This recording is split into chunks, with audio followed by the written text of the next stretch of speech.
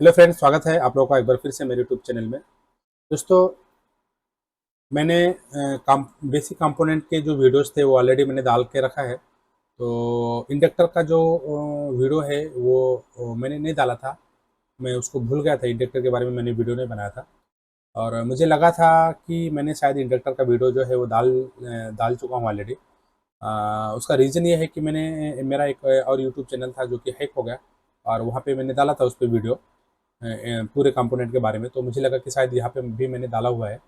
तो मेरे कुछ जो सब्सक्राइबर हैं उनका मुझे मैसेज आया कि इंडक्टर का जो वीडियो है वो मेरे यूट्यूब चैनल पे नहीं है। तो मैंने सोचा कि इंडक्टर के बारे में भी वीडियो बनाना चाहिए। तो इस वीडियो में हम लोग इंडक्टर के बारे में देखेंगे। तो दोस्तों, इंडक्टर हमारे मोबाइल के सर्किट में कुछ इस तरह से दिखेगा। ठीक है, ये छोटा होगा, कुछ बड़े होंगे, कुछ इस तरह से भी होंगे। तो इस तरह से हमारे मोबाइल के सर्किट में इंडक्टर जो है वो देखने को मिलेंगे। और उसकी जो डिनोटिंग लेटर है दोस्तों वो एल है। मतलब इस कॉइल के ऊपर हम लोग एल लिख देंगे इस इमेज के ऊपर। तो ये हमारा जो इसकी जो डिनोटिंग लेटर है, इससे हम लोग इसको पहचान सकते हैं कि हमारा एक कॉइल है। यहाँ पे भी अगर हमने एल लिख दिया तो ये कॉइल है। ठीक है, एल लिखा तो कॉइल है।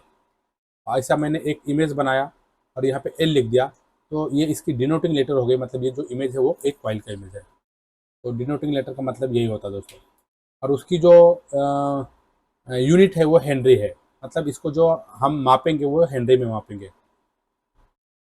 तो दोस्तों, जो कॉइल है हमारा, जो इंडक्टर है वो उसका जो काम है वो इसके अंदर से जो है एसी वोल्टेज पास नहीं होती है और डीसी वोल्टेज इसके अंदर से पास हो जाता है।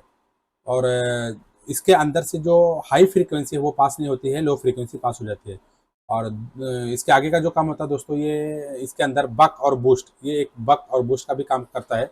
बक का मतलब होता है कि इसके अंदर जो है एम्पियर हाई होगा, और बूस्ट का मतलब होता है कि इसके अंदर वोल्टेज हाई होगा। तो वो कैसे काम करता है बक और बूस्ट, उसको मैं आप लोगों को एक बार समझा देता हूँ, इसका यूज कैसे किया जाता है।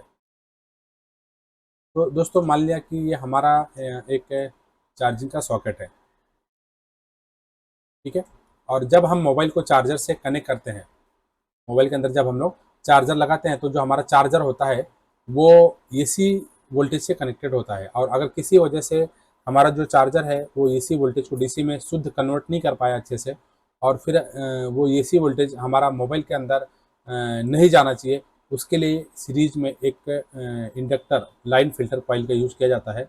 और जब हम लोग यहाँ पे सीरीज में एक लाइन फिल्टर कॉइल लगा देंगे, तो जो अगर बाई चांस ये जो हमारा चार्जर है उसको शुद्ध डीसी में कन्वर्ट नहीं किया है, और इसके अंदर जो वोल्टेज एसी वाली आएगी वो यहीं पे रुक जाएगी, और आउटपुट में हमारा शुद्ध डीसी वोल्टेज ही आउट होगा।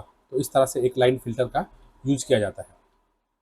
और दोस्तों, जो दूसरा काम होता है इस कॉइल का, वो अपने अंदर ये जो है मैग्नेटिक फील्ड जनरेट करता है, और फिर इसके अंदर से बक और बूस्ट वोल्टेज आउट होता है। दोस्तों, ये जो बक और बूस्ट जो होता है वो रजिस्टर या सॉरी ट्रांजिस्टर या मॉसफेट के थ्रू कराया जाता है। और ट्रांजिस्टर और मॉसफेट के ऊपर पीडब्ल्यूएम की पल्स दी जाती है। उसके बाद में पीडब्ल्यूएम की जब पल्स दी जाती है ट्रांजिस्टर और मॉसफेट के ऊपर, तो ट्रांजिस्टर और मॉसफेट, जैसे कि मैंने उसके बारे में वीडियो ऑलरेडी डाल के रखा है, उसको आप लोग देखेंगे तो समझ जाएंगे उसकी बाइसिंग। और जब उसके ऊपर पल्स पीडब्ल्यूएम की जब वोल्टेज दी जाएगी ट्रांजिस्टर और मॉसफेट के ऊपर, तो ट्रांजिस्टर और मॉसफेट जो है हमारा एक बार चालू होगा, एक बार बंद होगा, एक बार चालू होगा और एक बार बंद होगा। और जब किसी कॉइल के ऊपर वोल्टेज रुक रुक के दिया जाता है, तो उस कॉइल के अंदर मैग्नेटिक फील्ड जनरेट होता है।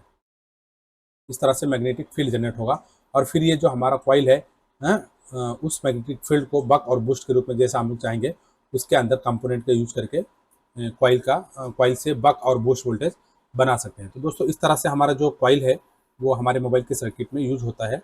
और इस तरह से हमारे मोबाइल के सर्किट में जो हमारा इंडक्टर है, ठीक है, उसका काम में उसको लिया जाता है। तो दोस्तों, फिलहाल इस वीडियो में इतना ही। और अगर ये वीडियो आप लोग को पसंद आए तो इस वीडियो को लाइक करें और मेरे चैनल को सब्सक्राइब करें। धन्यवाद दोस्तों।